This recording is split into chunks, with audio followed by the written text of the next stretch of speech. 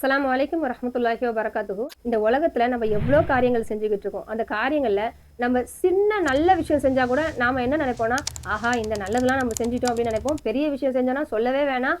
அதுல பெருமையே ஏறிடும் நிறைய பேருக்கு.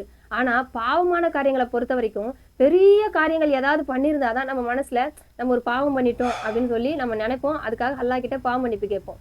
அதை தவிர நம்ம செய்யற நிறைய சின்ன சின்ன விஷயங்களை பத்தி நம்ம கன்சிடர் பண்றதே இல்லை. இதெல்லாம் ஒரு பாவம்னே நினைக்கிறது இல்ல. ஆனா நமக்கு 2 புறங்களும் மலக்குமார்கள் இருந்து எல்லா விஷயங்களையும் நோட் பண்ணிட்டு வராங்க. சரிங்களா?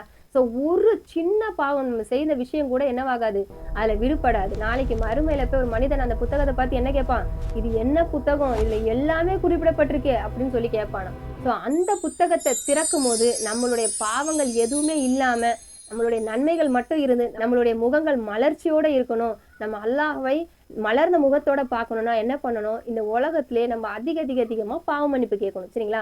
அந்த புத்தகத்துல இருக்கிற அந்த பாவங்கள் எல்லாத்தையும் நம்ம என்ன பண்ணணும், அழிக்கிற மாதிரி அல்லாஹ் தஆலா அழித்து மன்னிக்க கூடியவன் இல்லையா, அதை ஃபுல்லாத்தையும் அழித்து நமக்கு எந்த ஒரு கரும்புள்ளியுமே இல்லாத மாதிரி நம்ம பார்த்துக்கணும். ஸோ அதனால தான் நம்மளுடைய ஹிதாயத்து தௌஃபீக் சேனல்ல இந்த ரமலானுடைய மாதத்துல 30 நாட்களும் நம்ம என்ன பண்ணோம், பாவ மன்னிப்பை பத்தி பேசிட்டு வந்தோம். ஸோ அந்த பாவ மன்னிப்பு சீரிஸை இது வரைக்கும் யார் பார்க்கலையோ தயவு செய்து அதை முழுமையா பாருங்க. கண்டிப்பா உங்களுடைய வாழ்க்கையில அது ஒரு மாற்றத்தையும் அது ஒரு தாக்கத்தையும் ஏற்படுத்தும் இன்ஷா அல்லாஹ்.